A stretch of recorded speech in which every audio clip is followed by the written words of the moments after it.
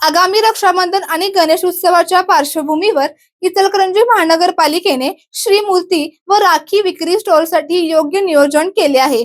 मुख्य रस्त्यावर होणारी गर्दी आणि वाहतूक कोंडी टाळण्यासाठी श्रीमूर्ती विक्रेत्यांना लायन्स ब्लड बँकेसमोरील मोकळ्या जागेत तर राखी विक्रेत्यांना नारायण घोरपडे नाट्यगृह चौकातील मंगलधाम लगतच्या जागेत स्टॉल उभारण्यास मान्यता देण्यात आली आहे। त्यामुळे दोन्ही सणांच्या काळात शहरातील मुख्य मार्ग वाहतुकीसाठी मोकळा राहणार असल्याची माहिती महापौर उदय धातुंडे यांनी दिली।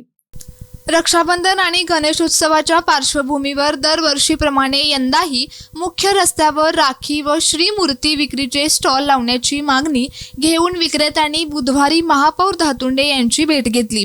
मुख्य रस्त्यावर वाहतुकीला अडथळा होणार नाही अशा पद्धतीने स्टॉल उभारण्यास परवानगी द्यावी अशी मागणी विक्रेत्यांना केली। यावेळी महापौर उदय धातुंडे, उपमहापौर अनिल डाळ्या, स्थायी समिती सभापती सतीश मुळीक, सभागृह नेते विठ्ठल चोपडे व नगरसेवक सुशांत कलागते यांनी मुख्य मार्गासह स्टॉलसाठी निश्चित केलेल्या जागांची प्रत्यक्ष पाहणी केली। त्यानंतर महापौर दालनात विक्रेते व पदाधिकाऱ्यांची बैठक घेऊन नियोजनाबाबत सविस्तर चर्चा करण्यात आली। महापौर धातुंडे म्हणाले, महानगरपालिकेच्या वतीने शहर अतिक्रमण मुक्त करण्याचे नियोजन सुरू आहे। मुख्य रस्त्यावर श्रीमूर्ती व राखी विक्रीचे स्टॉल उभारल्यास वाहतुकीचा प्रश्न निर्माण होण्याची शक्यता आहे। त्यामुळे नागरिकांची गैरसोय टाळण्यासाठी पर्यायी जागा निश्चित करण्यात आली आहे। या ठिकाणी महानगरपालिकेच्या वतीने आवश्यक त्या सुविधा उपलब्ध करून देण्यात येणार आहेत। संबंधित विक्रेत्यांनी निश्चित केलेल्या जागेवरच स्टॉल उभारावेत असे आवाहनही त्यांनी केले।